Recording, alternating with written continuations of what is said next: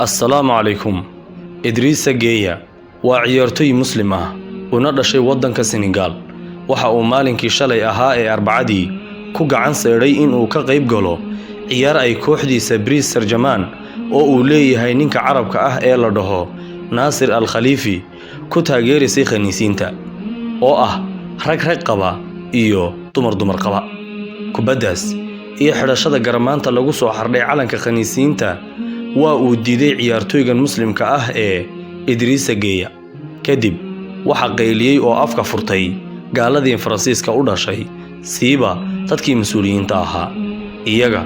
oo gudidooda anshax ciyaareed ku sheego ay leeyihiin xanuun wax ka hooseeyo oo laga aqbali karo in aad kaga maqnayd ciyaarta ma jiro waxaana sugaysaa maxkamad ay suura tahay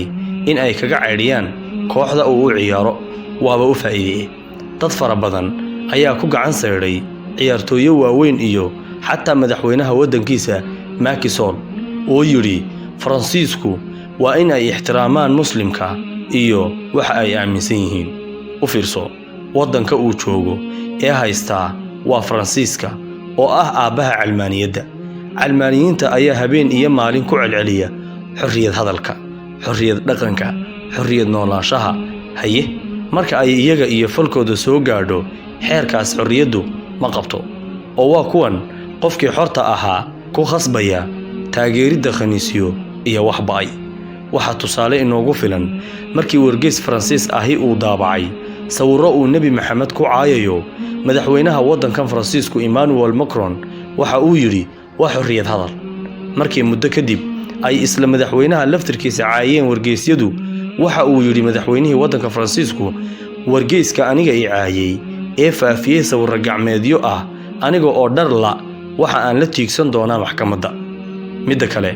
xeerar ku sheega kubadda cagta ayaaba dhigaya in aan ciyaartooyga lagu dirqin oo lagu khasbin wax aanu rabin sidoo kale xeerarka guud ee ay degsadeen reer galbeedku ayaa dhigaya in aan qofna wax aanu rabin lagu khasbin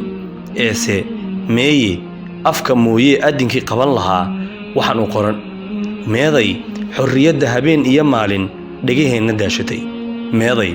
xorriyadda ay la'aanteed dhahaan waan u dagaalamaynaa wadamo iyo dadyo waaweynna waan u dhaafinaynaa ifka meeday marka la soo ururiyo xorriyadda ay sheegaan kuna celceliyaani waxa weeye in wixii ay rabaan ay ka sameeyaan adeegsiga iyo macnaha erayada oo kolba sidii ay faa'iido kaga helayaan dadka kalena ay ugu leeanayaan ay u adeegsadaan khaniisnimadu diinta islaamka dhexdeeda waa foolxumo qurun iyo qashin halkii ugu dambeysay waana wax ka hor imanaya abuurka Ilaahay iyo sidii uu ugu talagalay aadamahan karaamaysan ee milkaysan. Assalaamu calaykum.